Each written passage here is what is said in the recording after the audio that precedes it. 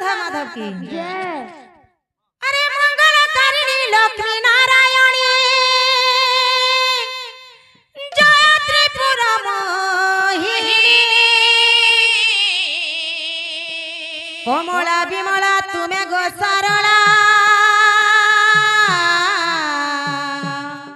प्रेममयी प्रदाय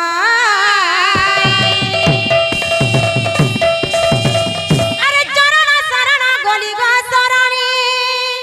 दिया बार दिव्य ज्ञान बाबू जेहेतु माता चरण शरण पशिकरी माता को भक्त मैंने निवेदन करुछन जे तब पाद तले आश्रय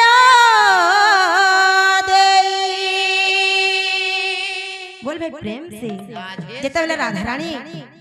जन्म होइछन सर्वप्रथम रे से के थिले आउ केंता करी राधा रूप रे जन्म हेले जे तार विषय हमें आज टिके टिके जिमारे बाबू बोल भाई प्रेम से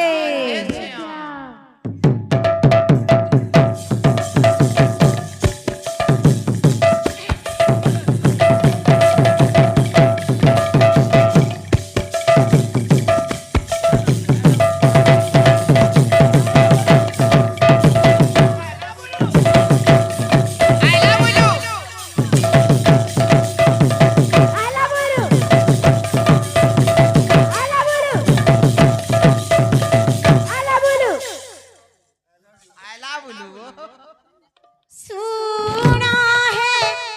सुज्ञा जाना देना स्थिरा मना राधा कर जन्म गाथा सुना है सुज्ञा जाना देना स्थिरा मना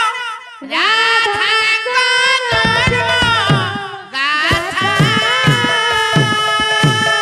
सुना है सुज्ञा जाना देना स्थिरा मना राधा कर जन्म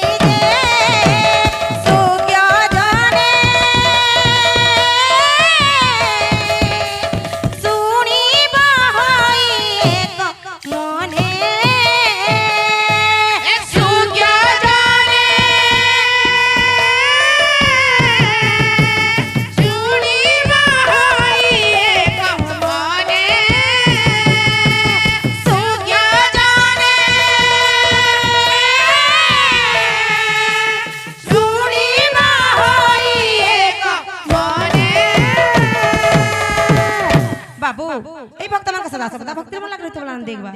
तांको चलापतिर पुष्पवृष्टि बोला देखबा आउ एकबा बाबू रे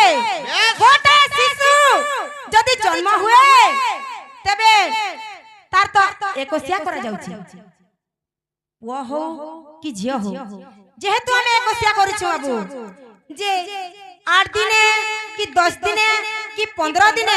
कि 20 दिने का करी एकसिया करा नै गला आउ 21 दिनर दिन एकसिया करा गला तार बिया आलोचना टिके टिके चली थिबा रे बाया मन बोल भाई प्रेम से